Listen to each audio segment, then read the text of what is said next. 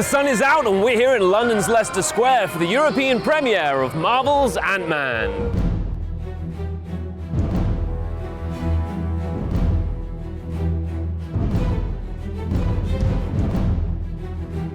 Besides sort of being the creator and founder of the Avengers, Hank Pym was a brilliant scientist who also was a real warrior, great combat veteran. And through designing and developing of this serum that has the ability to make you the size of an ant, like that, he became a very, very wealthy man. That's sort of the backstory. And when we come on it now, it's 35, 40 years later, and his serum is being threatened by my evil, I guess you would say, my evil protege, played by Corey Stoll, who's great. He's a really, really good actor.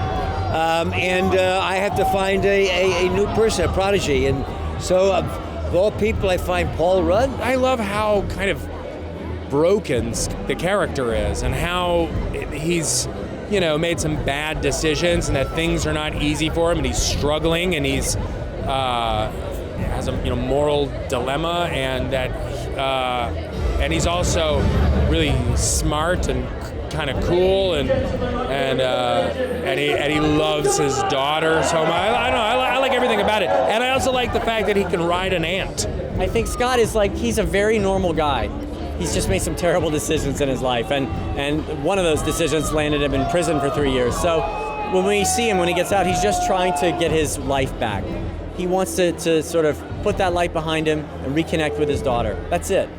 And he has to go through an awful lot of weird stuff to get to that point where he's earned his way into his daughter's life. I read Marvel comics to my son, and it's and he really enjoys them, and that's how I actually got into him. And now we watch animated movies, and he watched Thor and Iron Man, and he just he's amazed by it. So I kind of want to do that, So thank God that I was able to do that. I love that it was an origin story. I was a fan of the Ant-Man comics as a kid, and to be able to really bring him to the screen and in such grand fashion. I mean, these are big movies. There's a lot going on in these movies, and the cast in this movie, it's insane.